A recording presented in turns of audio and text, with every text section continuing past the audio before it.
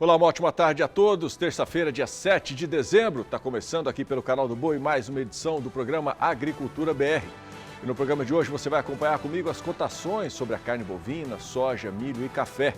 E nós vamos conversar hoje com o presidente do Instituto Goiano de Agricultura, o Carlos Alberto Moresco, sobre o início da safra da soja em Goiás, que é o terceiro maior produtor do grão no Brasil. Você vai conhecer também um projeto coordenado pela Itaipu Binacional, que planta árvores em torno dos reservatórios de água da hidrelétrica.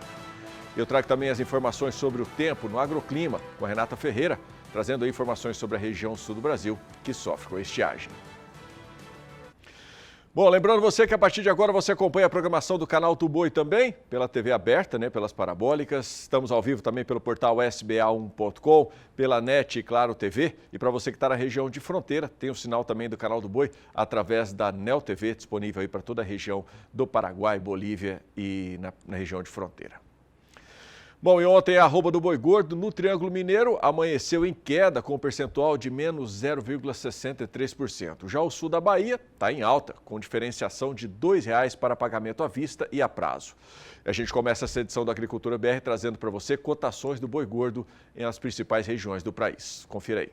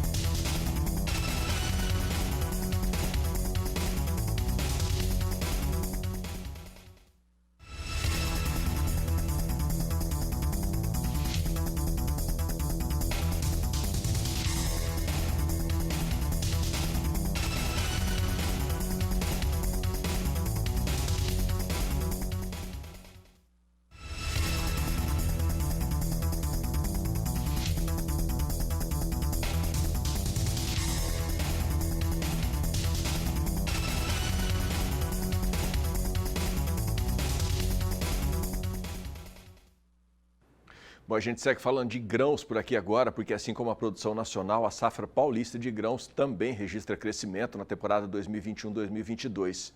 Foi o que apontou um levantamento da Federação da Agricultura e Pecuária do Estado de São Paulo, a FAESP. Os detalhes você tem na reportagem do Gustavo D'Angelo. O segundo relatório de acompanhamento da safra paulista de grãos 2021-2022, elaborado pela FAESP, traz notícias positivas. O levantamento, que se baseia nos dados da Conab, estima que a produção nacional atinja 289.780.000 toneladas de grãos, um acréscimo de 14,8% frente aos resultados da temporada passada. Com relação ao estado de São Paulo, a previsão de colheita é de 10.100.000 toneladas para os cultivos de verão e inverno, o que significa incremento de 13,32% em relação ao ciclo passado. É importante registrar que o significativo percentual de expansão da produção é devido à base de comparação do ano anterior, uma vez que houve quebra de safra e a produção total da safra 2021 foi de 8.600.000 toneladas. A expansão da área cultivada projetada para a safra 21-22 é de 3,4%. De Araçatuba, São Paulo, Gustavo D'Angelo. Obrigado, Gustavo. Você vai conferir comigo agora as ações do mercado futuro da soja na Bolsa de Chicago para hoje. Está aqui na minha tela para você acompanhar em casa. Contratos para janeiro de 2022, 12 dólares e 53 mais 6, variação negativa de 0,61%. Lembrando sempre que esses valores são por bushel, tá? Para março de 2022, o contrato está cotado em 12 dólares e 62 centos mais 2, a variação negativa também de 0,34%. Para os contratos de maio de 2022, 12 dólares e 69 mais 6, variação negativa de 0,31%. E nos contratos para julho de 2022, 12 dólares e 76 centos mais 4, variação negativa também de 0,31%. E você acompanha comigo agora cotações da soja nas principais regiões do país.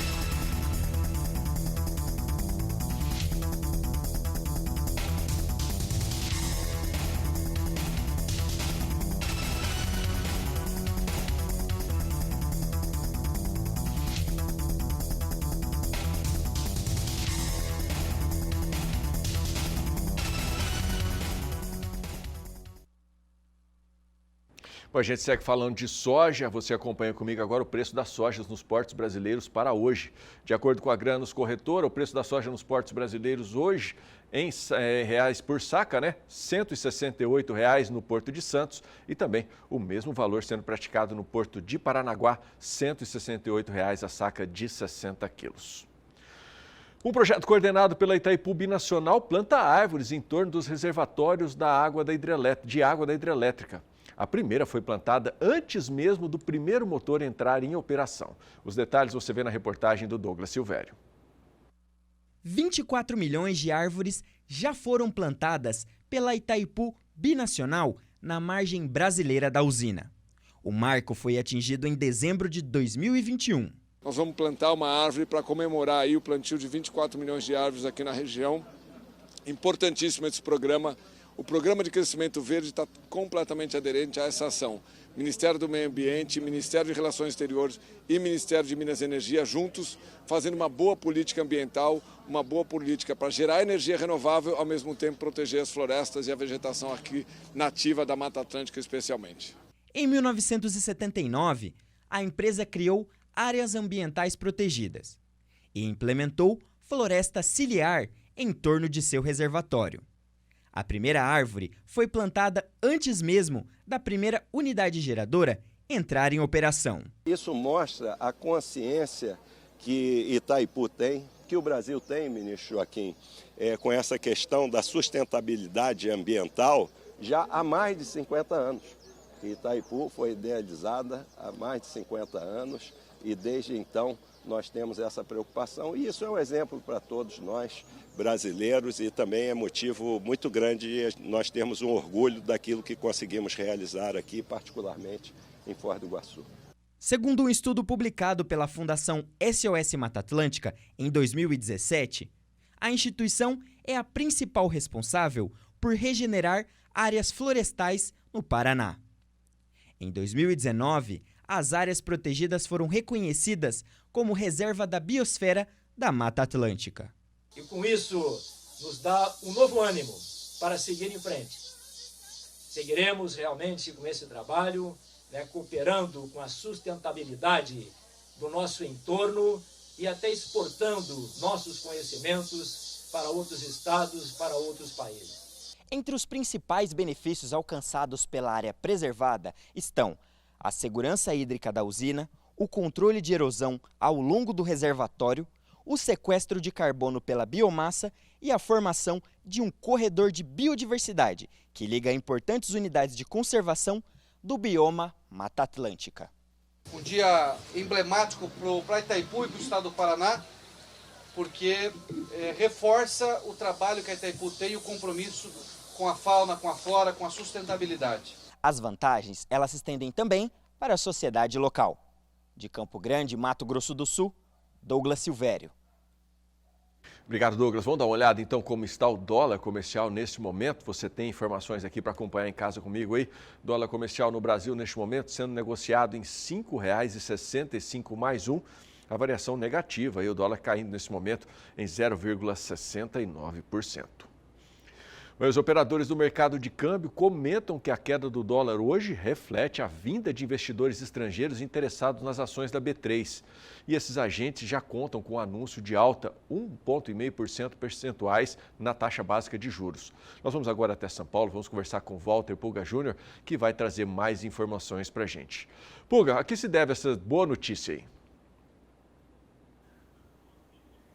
Olha, o que ocorre é que há já expectativa em todo mundo de que aquela nova cepa, a Omicron, que preocupou tanto em semanas anteriores, por ter uma evolução muito rápida na contaminação, não oferece os mesmos riscos que aquela outra cepa conhecida como variante Delta, Ou seja, a Covid continua a ser um problema, mas Omicron já não é aquela preocupação mais. As pesquisas indicam que não causa danos tão graves como outras variantes, pelas quais o mundo já passou. De modo que o dólar caía com força frente ao real nesta terça-feira, acompanhando aí uma melhora no apetite pelo risco em todo o mercado internacional, né? Com a redução desses temores em relação à variante Ômicron da Covid-19.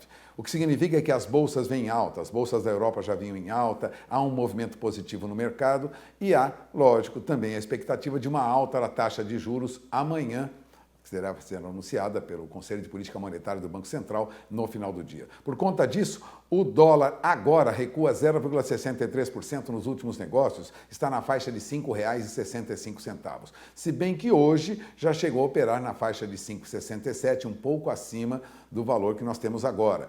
De qualquer maneira, o que sinaliza o mercado de câmbio lá na frente é que o dólar futuro, o dólar para janeiro, ele já chegou a operar na faixa de 5,65. E vamos lembrar, ontem, o dólar negociado no mercado futuro para janeiro estava a 5,72, vinha em alta. Neste momento, opera a 5,68, cai 0,80%, ou seja, acompanha o movimento de baixa que ocorre também no mercado à vista para o dólar. O que isso significa? Significa que há, de certo modo, uma fuga, vamos dizer assim, uma corrida para mercados mais arriscados. Entre os mercados arriscados, mercados de ações, né? Renda variável, por isso as bolsas vêm em alta. Para você ter uma ideia, a nossa bolsa sobe agora 1,14% e volta aos 108 mil pontos. Aliás, já chegou a avançar mais próximo de 109 mil pontos. Há uma recuperação acentuada da nossa bolsa e, lógico, há também o movimento da chamada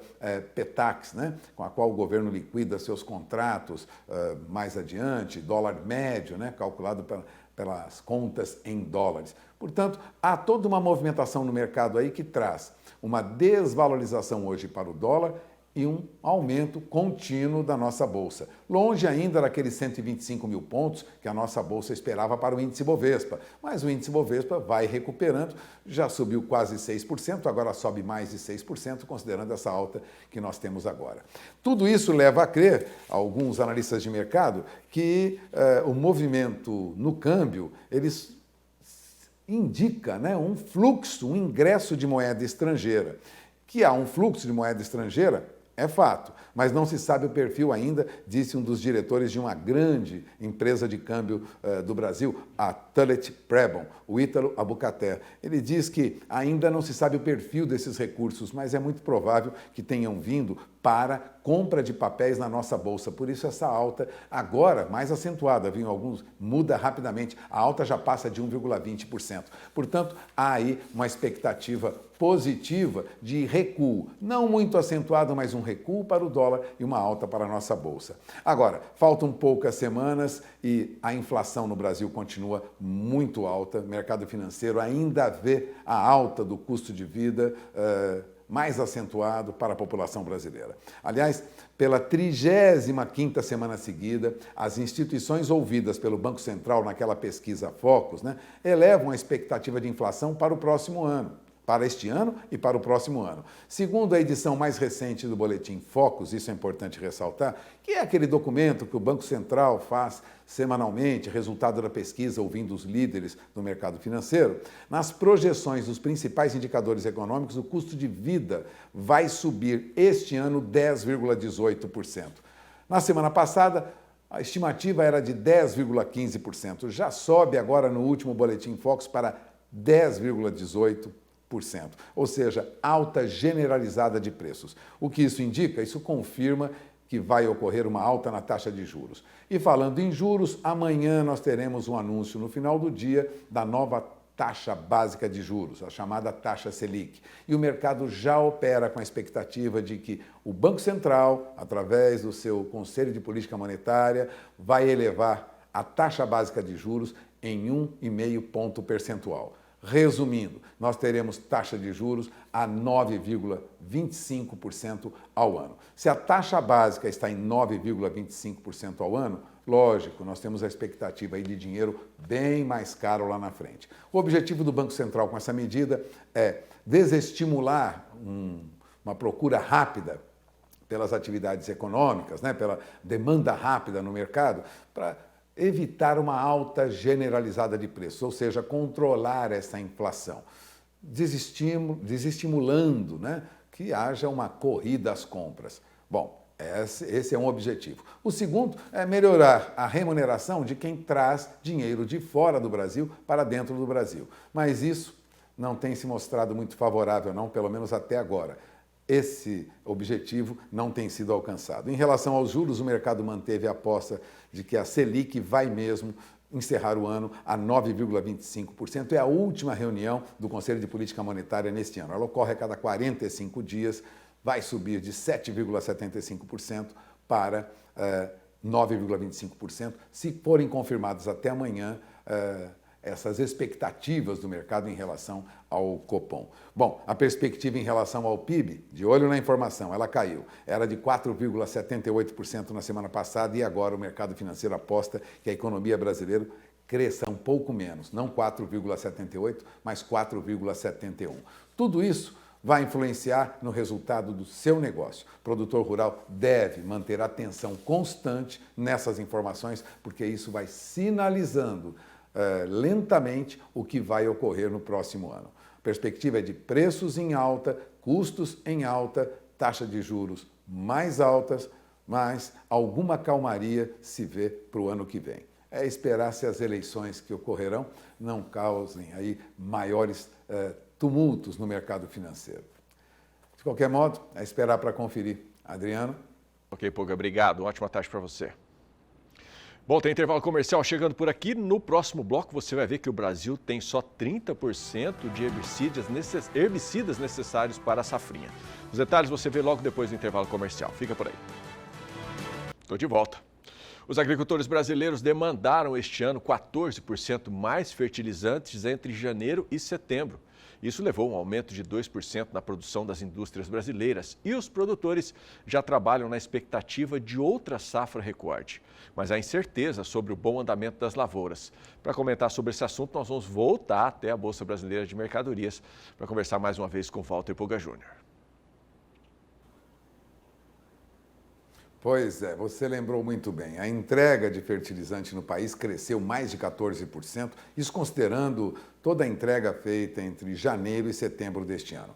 O volume nos primeiros 9 meses do ano se aproximou aí de 44 milhões de toneladas de fertilizantes, segundo a ANDA, a Associação Nacional para a Difusão de Adubo. Agora, as importações brasileiras, elas subiram muito, subiram 28,10% nesse mesmo período. A entrega de fertilizantes no Brasil foi de 33 milhões e 700 mil toneladas entre janeiro e setembro. Esse volume, vamos repassar, é 14,3% maior do que no mesmo período do ano passado, segundo dados da ANDA. Agora, setembro foi um mês que teve um movimento especial. As entregas chegaram a 4 milhões e 800 mil toneladas, um aumento, para se ter uma ideia, de 3,9% em relação a setembro do ano passado, ou seja, setembro a demanda foi muito forte.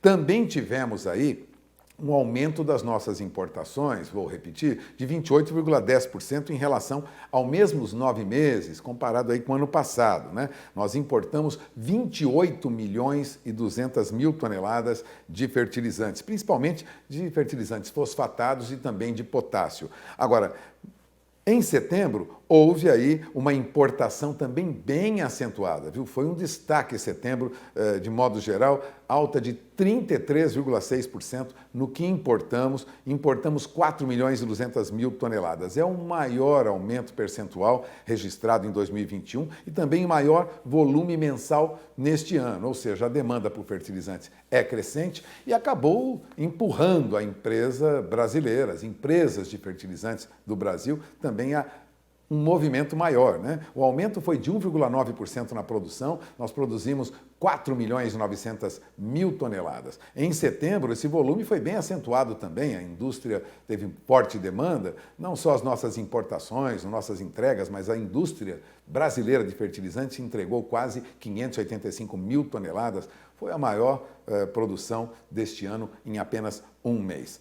Agora, vale lembrar que apesar de falta, receio, preocupação com falta de produtos fertilizantes, o Brasil também aumentou a sua venda de fertilizantes para outros países este ano. As vendas até setembro cresceram 14,10%, passaram aí de 524 mil toneladas, ou seja, vendemos mais. E setembro, vendemos também quase 79 mil toneladas de fertilizantes. Agora, fertilizante é um problema que preocupa? É, mas preocupante mesmo é a falta de herbicidas. Foi o alerta dado ontem pela CropLife Brasil, entidade que reúne empresas de defensivos e sementes e também algumas instituições de pesquisa. Fabricantes de agroquímicos, tanto distribuidoras de insumos como cooperativas agrícolas, têm estocado somente 30% do volume de herbicidas necessário para atender a demanda dos produtores na segunda safra de milho do ano que vem. É a estimativa da CropLife.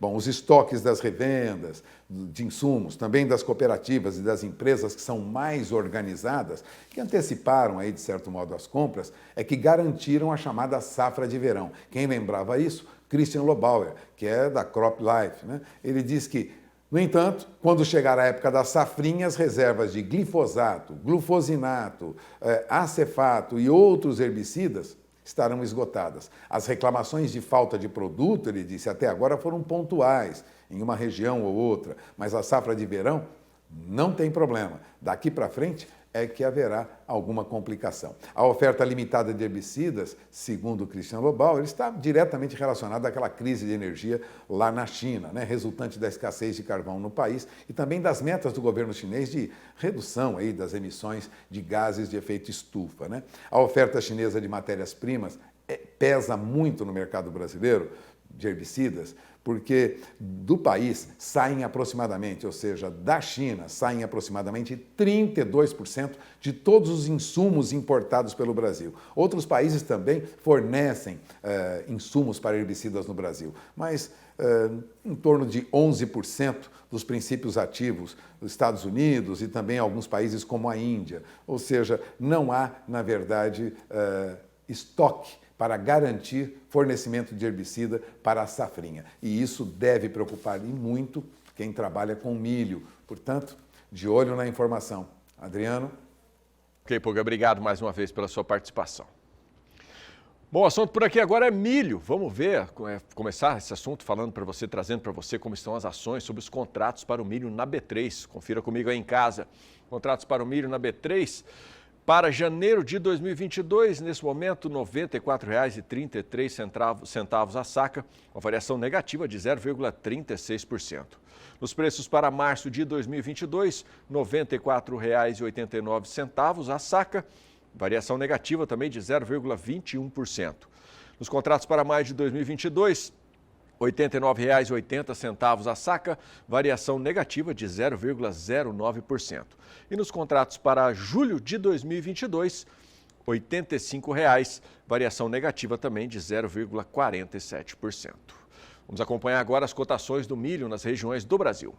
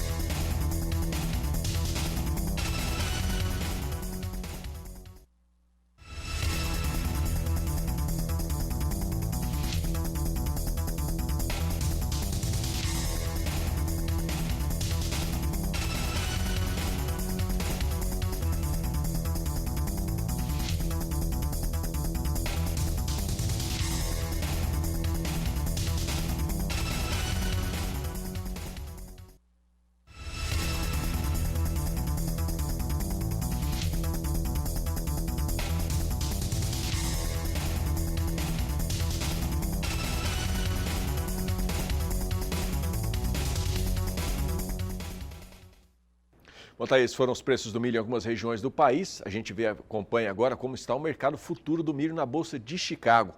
Confira aqui comigo o mercado futuro do milho da Bolsa de Chicago, cotado em dólares por bushel, no contrato para esse mês de dezembro agora de 2021, 581 dólares mais 2, variação negativa, aí, queda de 0,39%. Para os contratos de março de 2022, 580 dólares mais 2 o bushel, variação negativa também, queda de 0,56%.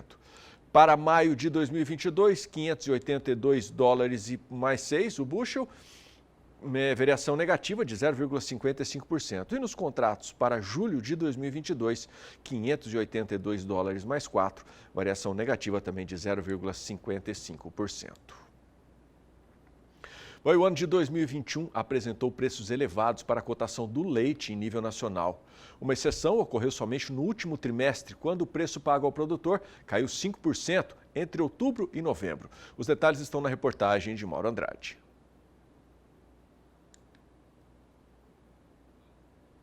O Departamento de Economia Rural do Paraná, no relatório de novembro, apontou queda no preço do leite pago ao produtor e redução em 5 derivados.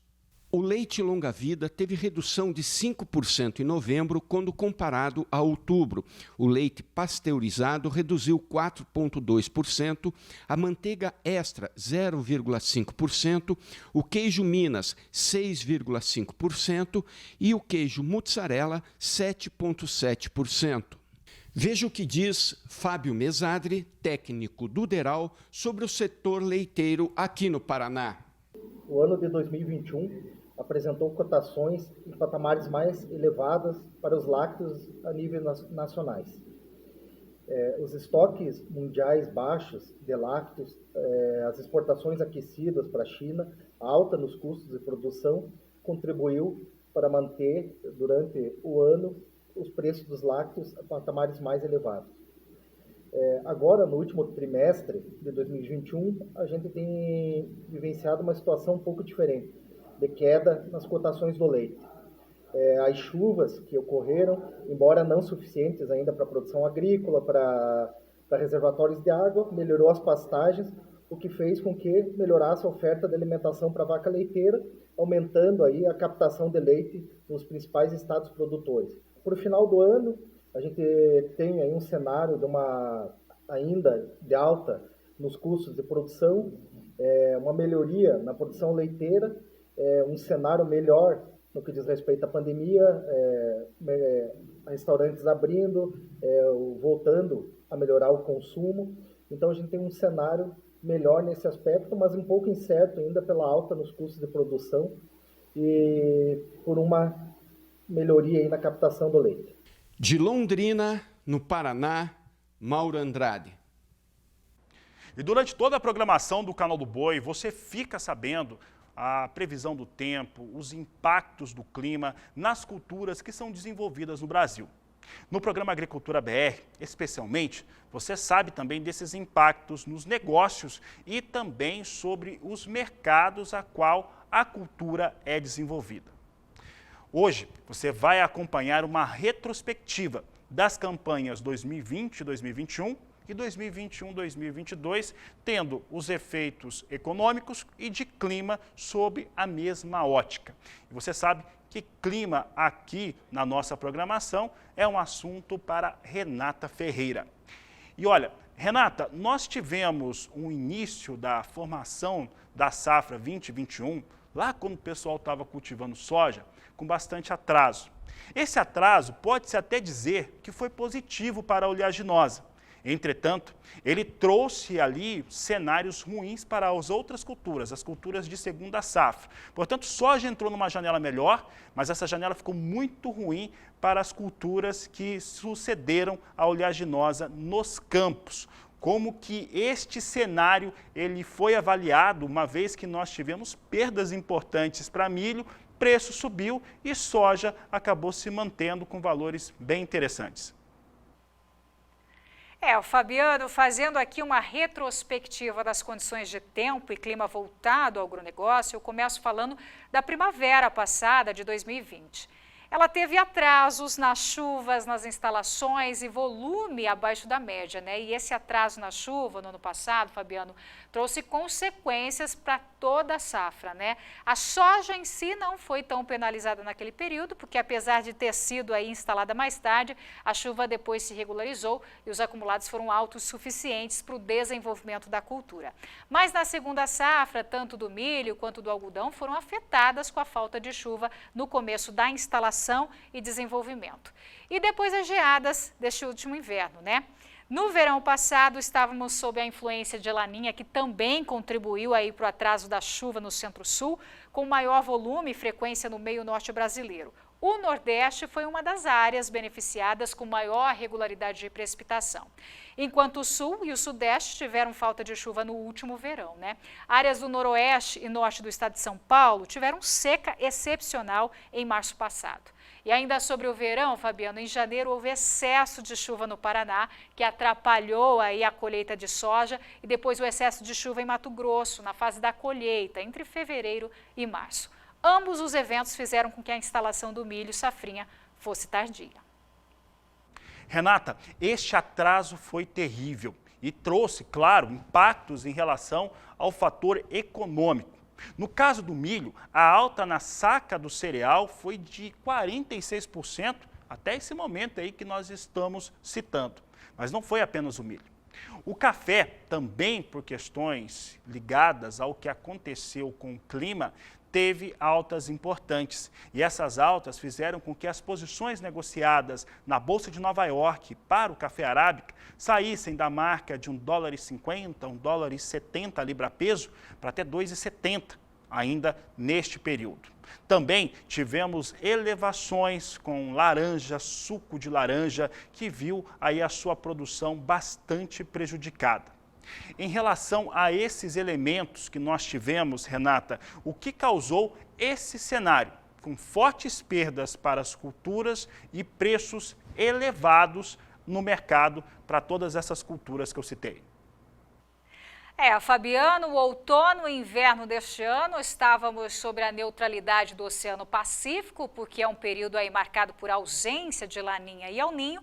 As estações aí foram bem secas, houve um grande aumento no número de queimadas, principalmente em São Paulo, Paraná, Mato Grosso, Minas Gerais, Bahia, Goiás e também Tocantins. E veja, a falta de chuva afetou o processo produtivo também do café, da laranja e cana-de-açúcar. Por outro lado, Fabiano, o trigo teve uma melhor produtividade e qualidade durante esse inverno. As geadas do final de julho chegaram até áreas do sul de Minas, afetou parte do café, mas o milho aí foi o mais prejudicado. Isso por conta de pelo menos 3 ondas aí de frio que passaram pelo centro-sul do país.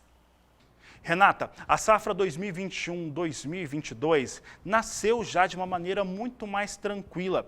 As chuvas realmente chegaram antes e a semeadura da soja, que é a principal cultura de verão, começou no momento no qual a janela se abriu.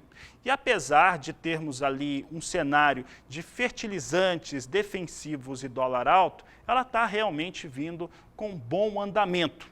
Em relação aos negócios, os produtores rurais, em essencial o sojicultor, têm feito negócios a conta-gotas, bem devagar mesmo, tentando aproveitar as melhores janelas para negociação. O que podemos esperar, Renata, em relação ao clima para este começo de safra, para essa safra importante, principalmente de soja, que já está instalada nos campos? Bom, Fabiano, vamos lá. Primavera deste ano, verificamos o retorno do Laninha ao longo da estação. A primavera começa com uma nova safra e retorno mais rápido da chuva, o que permitiu uma instalação precoce da primeira safra e condições, claro, mais otimistas para a segunda safra do ano que vem, que não deve ser instalada de forma tardia, assim como houve no ano passado, mas já é sentido a falta de chuva em áreas agrícolas do Rio Grande do Sul, onde a umidade em solo varia em torno aí de 50%. A chuva aumenta no centro e norte do país, com episódios mais frequentes de zonas de convergência do Atlântico Sul, as chamadas ACAS, que caracteriza invernadas entre o sul da região norte até Minas Gerais. Renata, aqui nós temos preços muito interessantes para a soja, com a demanda internacional totalmente voltada e atenta ao Brasil. Em relação ao café arábica, o cenário não é muito diferente. Cada vez mais o mundo enxerga as perdas que o Brasil teve em relação aos fatores climáticos e por que a produção de café arábica será muito menor, colocando uma disposição menor aí de café em todo o mundo. E podemos dizer o mesmo em relação a outras culturas, como o algodão, o arroz, o feijão e também o milho. Renata, para o produtor rural que está aí negociando, produzindo e negociando a sua safra. O que ele pode esperar em relação aos fatores climáticos para o início do ano de 2022? Fabiano, o que podemos esperar é o prolongamento do Laninha moderada até o avanço dele até outubro do próximo ano. Fazendo aqui uma análise, Fabiano, a temperatura do Oceano Pacífico encontra-se mais baixa que o normal para a época do ano, caracterizando um fenômeno Laninha moderado. A novidade é que o resfriamento prosseguirá além do verão e vai avançar aí ao longo do outono de 2022. De acordo com o NOAA, há 50% de chance de manutenção aí do fenômeno nessa estação. Espera-se um padrão típico do fenômeno no Brasil, com chuva aí acima da média nas regiões norte e nordeste e norte das regiões sudeste e centro-oeste entre dezembro de 2021 e fevereiro de 2022. Por outro lado, Fabiano, a região sul e os estados de São Paulo, também Mato Grosso do Sul, receberão menos chuva que o normal, com chance aí de algumas estiagens regionalizadas. E esse é o grande destaque, a estiagem no sul, que vai persistir até o fim da estação. Como consequência, claro, atrapalha a reversão do quadro da seca que a região já vive. Ao longo da estação, Fabiano, a chuva também diminui na metade sul de Minas Gerais, Rio de Janeiro, Mato Grosso do Sul, onde há previsão de acumulados abaixo da média. No Nordeste, a chuva volta ao interior, o que pode ser bom para as culturas dessas áreas, mas reduz aí em boa parte do litoral. A temperatura vai permanecer próxima ou abaixo da média na maior parte do país, seja pela presença de ondas de frio mais intensas ou pela chuva persistente. O calor acima do normal predomina apenas no leste do Nordeste e também no Rio Grande do Sul. Renata, sempre um prazer tê-la conosco, falar sobre clima, falar sobre agronegócio e produção brasileira. Obrigado pela participação. Obrigada a você, Fabiano, pelo espaço e aproveito para convidar a todos a acompanhar diariamente o Agroclima, de segunda a sexta-feira, durante a nossa programação e também no nosso canal no YouTube. Um forte abraço a todos. Legal. Bom, tem intervalo comercial chegando por aqui. No próximo bloco você vai ver que o governo do Rio Grande do Sul vai investir mais de 275 milhões de reais na agricultura do estado. E você vai ficar por dentro também das cotações do café. Fica por aí, a parada é rapidinha. Estou de volta e abre esse bloco destacando para você que o governo federal aprovou o registro de 500 agrotóxicos desde janeiro até o dia 2 de dezembro deste ano. Um novo recorde na série histórica iniciada em 2000 pelo Ministério da Agricultura.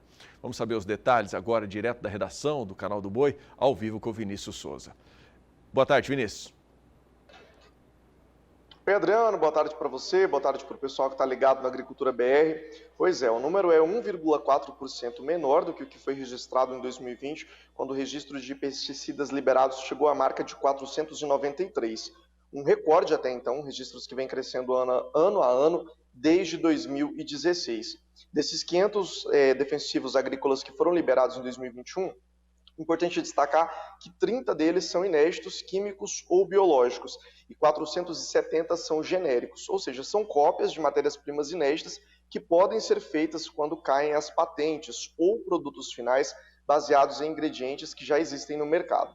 De todos os defensivos liberados aí ao longo do ano, 77 são biológicos, o que corresponde a 15,4% do número, pela legislação brasileira. Tanto esses produtos utilizados na agricultura orgânica, quanto os químicos que são aplicados na produção convencional e são considerados defensivos agrícolas. Lembro vocês que tem mais informações também disponíveis no portal sba1.com e no próprio site do Ministério da Agricultura. Volto com você, Adriano. Valeu, Vinícius. Obrigado. E o governo do Rio Grande do Sul vai investir mais de 275 milhões de reais na agricultura do estado, com programas de compra de equipamentos, insumos e treinamento de mão de obra, além da conservação do solo e ampliação da produção. Uma boa parte do valor a ser liberado será destinado à irrigação. As informações com a Viviane Lara. O governo do estado do Rio Grande do Sul investirá 275 milhões de reais no programa Avançar na Agropecuária e no Desenvolvimento Rural. É o dobro do que já foi investido no setor nos últimos 10 anos. O valor histórico será voltado ao atendimento de 3 grandes eixos estratégicos: qualificação da irrigação, fortalecimento da agricultura familiar e melhorias nos acessos às propriedades para facilitar o escoamento da produção agropecuária.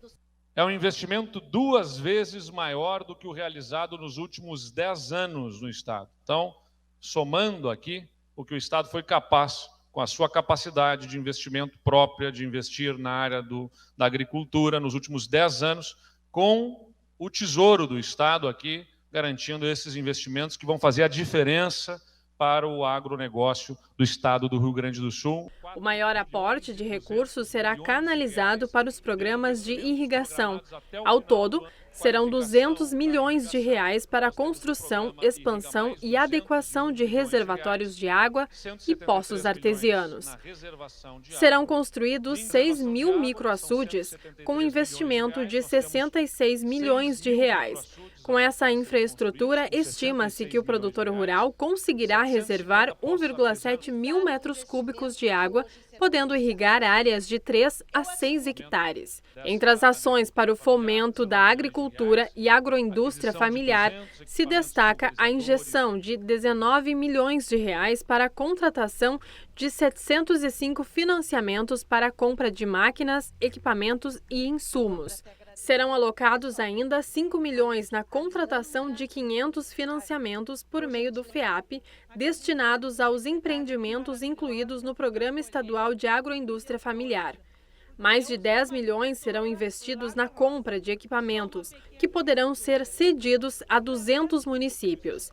O valor também prevê obras para o escoamento da produção. O aporte de 39 milhões de reais vai permitir a compra de 15 conjuntos de máquinas, que serão empregadas na recuperação dos acessos às propriedades rurais. Serão 78 máquinas ao todo.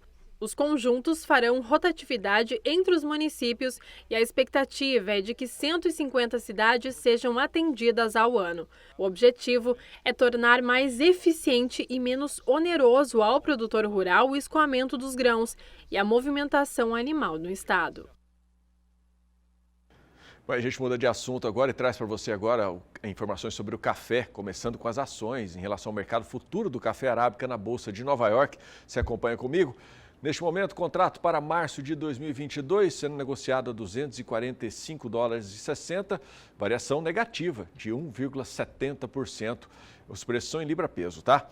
Para os contratos de maio de 2022, $244,85, variação negativa de 1,58%. Para os contratos de julho de 2022, $243,75, variação negativa de 1,37%, corrigindo aqui. E nos contratos para setembro de 2022, $241,60, queda de 1,38%. Você acompanha agora as cotações do café no mercado nacional.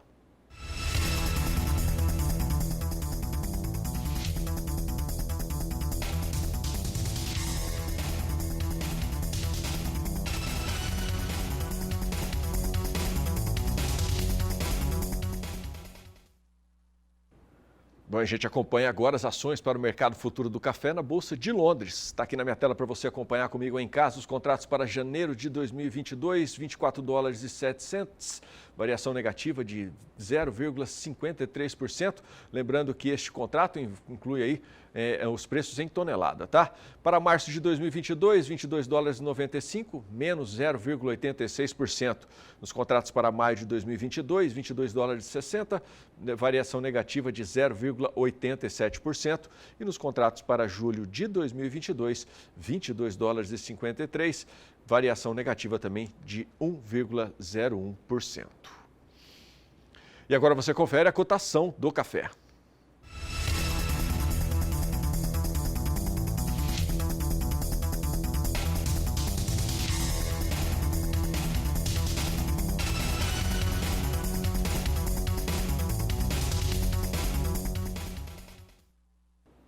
A repórter Kylie Rodrigues preparou uma matéria exclusiva que mostra o cenário da apicultura no Brasil.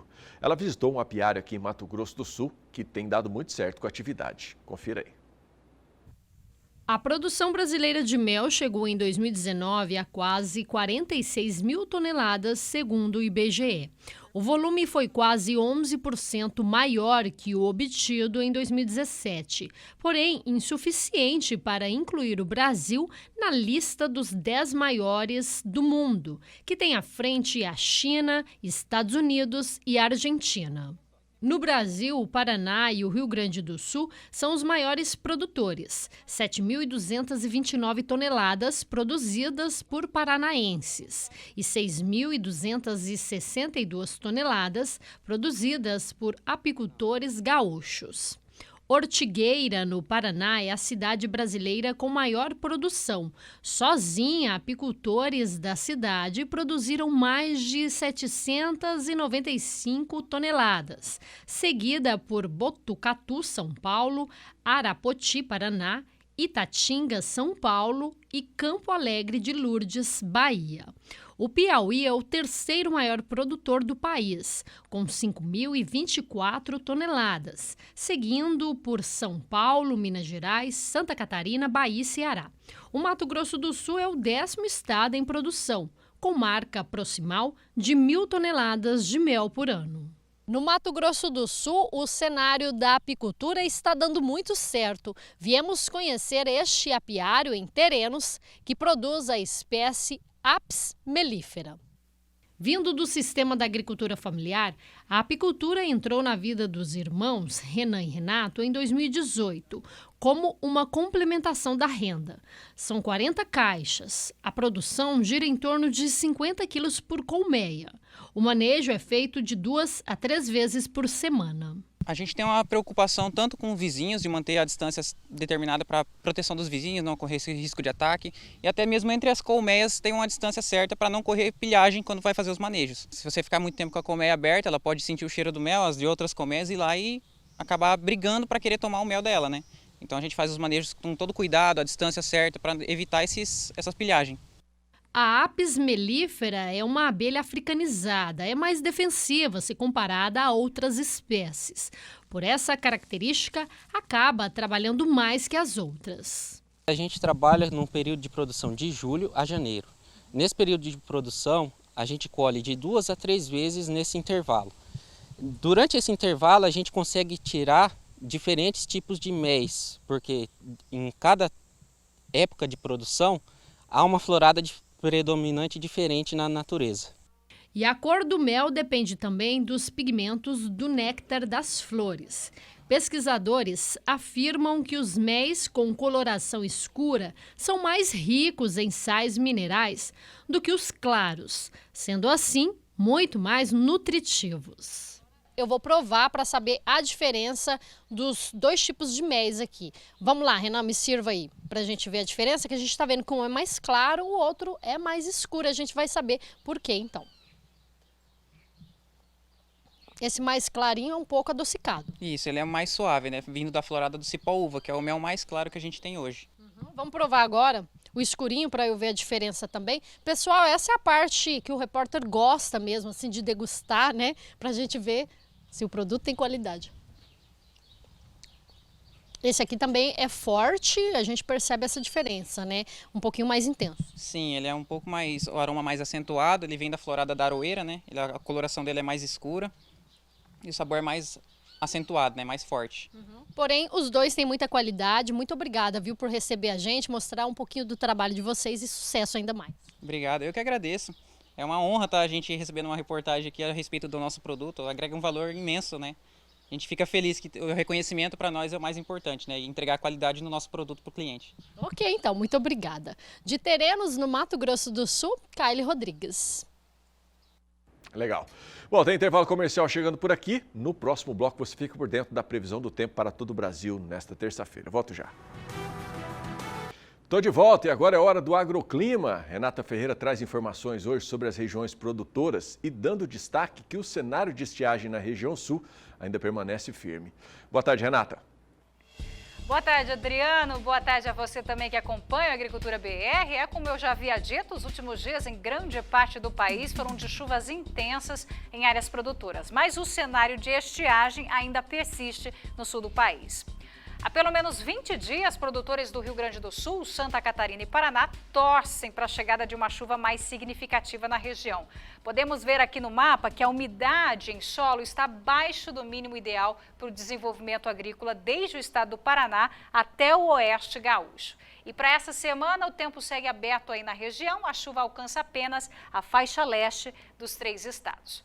Agora, atenção aos fortíssimos temporais no sudeste brasileiro nesta semana. Um ciclone aí na costa da região ajuda a canalizar a umidade do interior do país e espalha fortes chuvas pelo Rio de Janeiro, Minas Gerais e também Espírito Santo.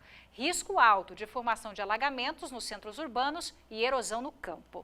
E a chuva também persiste e fica volumosa nessa semana no meio norte do centro-oeste. Produtores do norte de Goiás, Distrito Federal e norte de Mato Grosso se deparam com dias mais encobertos, com baixa insolação e acumulados altos. Já em Mato Grosso do Sul, a falta de chuva e água no solo tem sido problema, principalmente para o desenvolvimento aí do milho.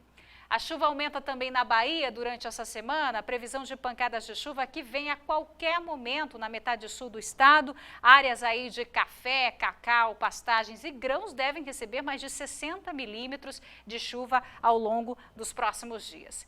E a chuva também não para sobre o Tocantins, Rondônia, sul do Amazonas e também Acre. É isso, Adriana. Eu volto durante a programação com mais informações do tempo. É com você. Valeu, Renata, obrigado.